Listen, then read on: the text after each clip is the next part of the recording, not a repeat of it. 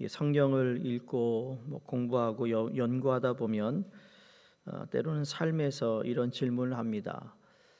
내 삶의 실세가 누구인가 하는 것에 대한 이야기나 또 토론이나 또는 대화를 통해서든 또 공부를 통해서든 그렇게 물을 때가 있죠.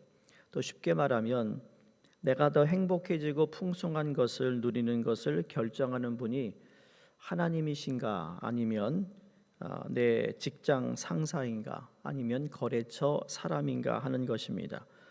물론 신앙인들에게는 하나님이라고 답은 하지만 솔직히 우리의 현실 앞에서 하나님이라고 답하기보다는 내가 거래처 사람에게 또 직장 상사에게 더 뭔가 잘 보이려고 하려고 하는 그런 우리의 모습들을 보기 때문이죠. 만약 하나님 우리의 삶의 실제라면 어려울수록 더 매달릴 것인데, 근데 만약에 하나님이 아닌 다른 사람이 실세라면 예배 시간은 낭비로만 느껴질 것이고 실세를 가진 다른 사람을 만나려고 노력할 것이라는 겁니다. 신앙을 가진 사람들에게 가장 어려운 시기는 여러분, 의롭지 못한 자가 실세를 잡았을 때입니다. 영어 청년들 사역할 때 이제 대학을 졸업하고 좋은 직장에 들어가서 좋은 직장 갈 수 있도록 기도해 달라고 해서 기도했더니 좋은 직장 들어가서 한 1년 지나고 난 후에 기도해 주세요. 우리 상사가 믿지 않는 사람인데 너무 나에게 하드타임을 준다는 거예요. 그래서 그랬어요. 어떤 기도할까? 상사를 없애달라는 기도를 해야 되니 아니면 직장을 바꿔달라는 기도를 해야 되니 그건 모르겠는데 어쨌든 기도해 달라는 거죠. 잘 지낼 수 있도록. 그래, 어떻게 하면 잘 지낼 건데? 좀 구체적으로 물어보면 하나님께서 어떤 마음을 가지고 있는지를 확인하고 싶은 그런 의미에서 제가 물었던 질문입니다. 여러분, 의로운 사람이 그나마 실권을 주고 있을 때는 정상적인 노력이 통하고 열매를 맺게 되어 있습니다. 그러나 악한 사람이 실세를 잡았을 때는 이제 더 이상 정상적인 것이 통하지 않기 때문이죠. 그러니까 정직한 사람보다 그런 사람, 아첨하는 사람을 더 좋아하고요. 원리를 지키는 자보다 고자질하는 사람을 더 좋아합니다. 그리고 전체의 유익을 위해 일하는 사람보다 전체는 망하게 되더라도 자기 말에 맹목적인 충성을 다하는 사람을 선호할 것입니다. 그때 그리스도인들은 심한 갈등을 겪게 되어 있다라는 겁니다.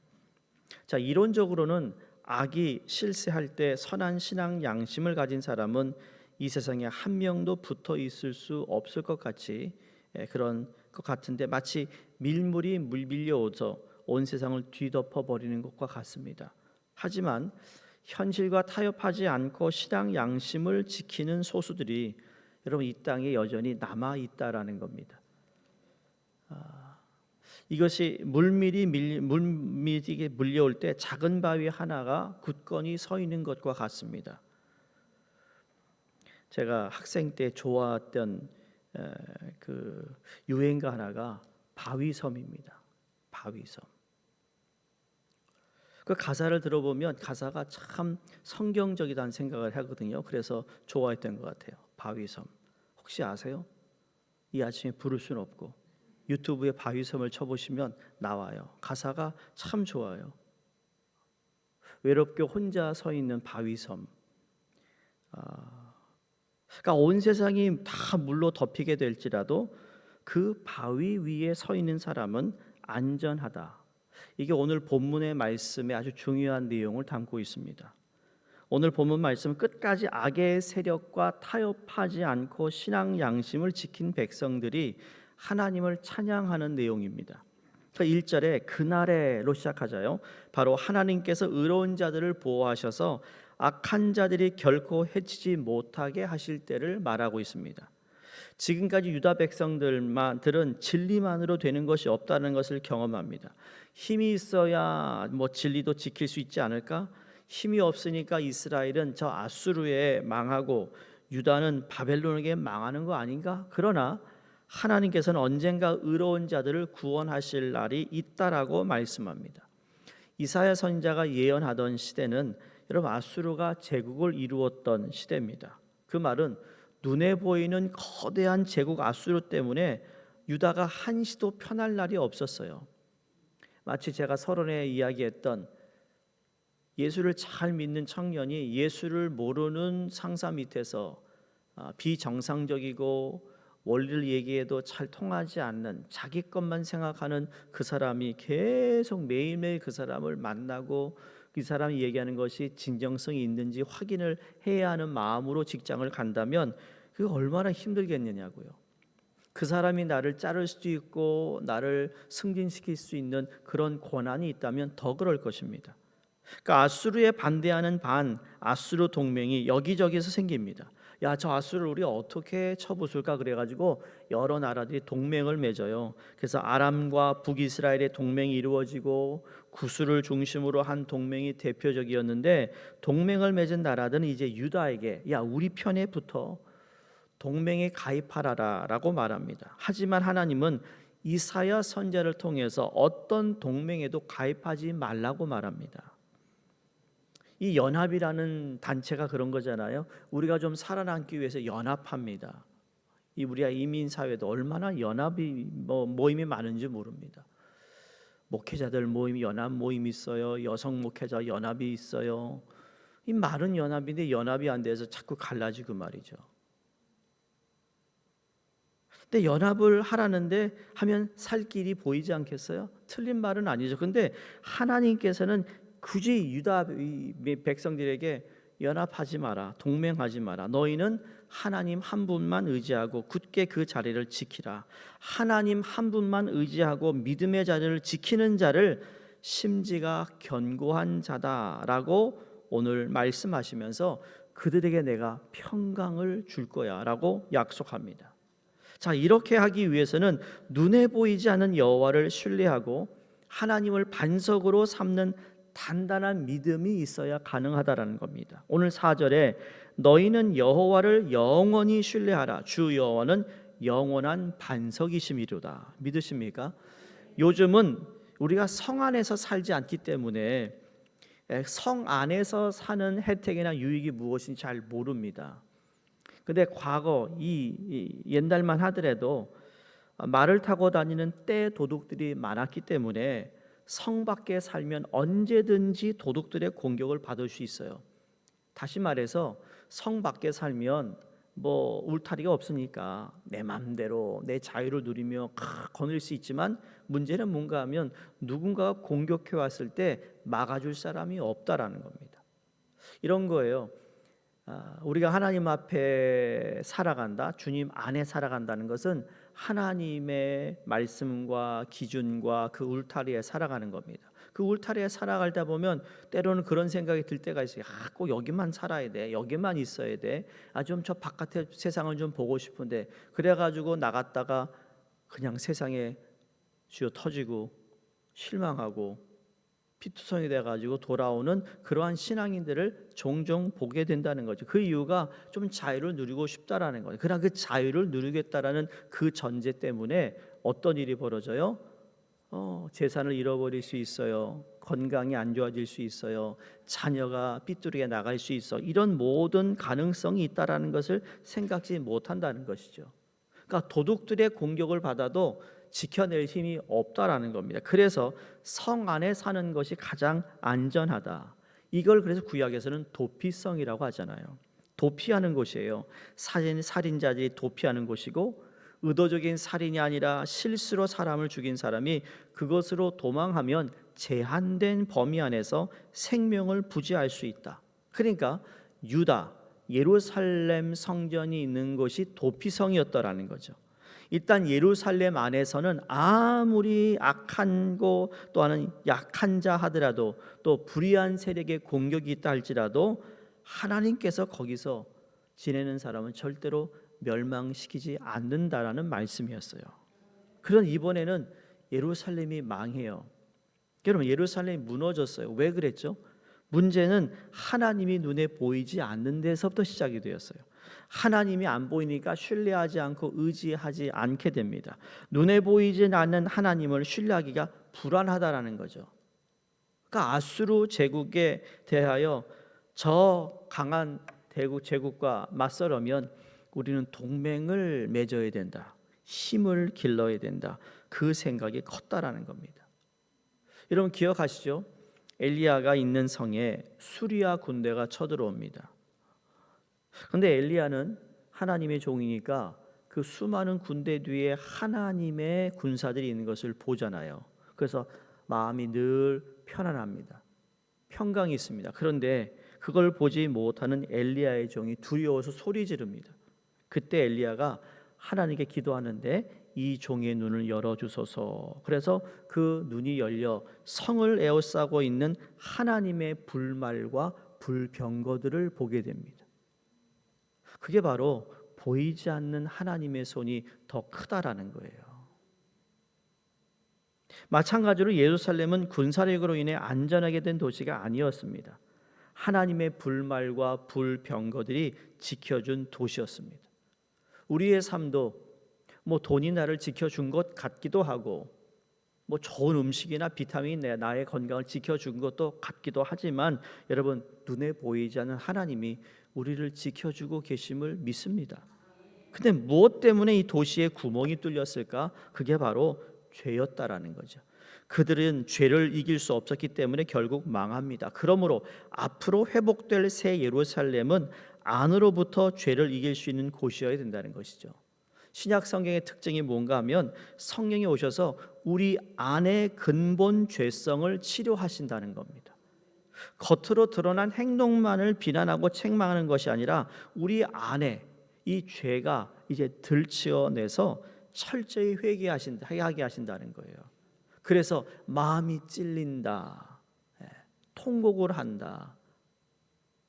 우리가 구해야 할 기도를 내가 못할 때 성령이 나를 대신하여 기도하고 있다. 이게 그런 의미예요. 왜? 내가 주님 안에 거하는데 그 안전한 주 안에 주님의 그 도피성 안에 우리가 살아야 되는데 살아가지 못하고 있는 이유가 죄 때문이라는 거죠.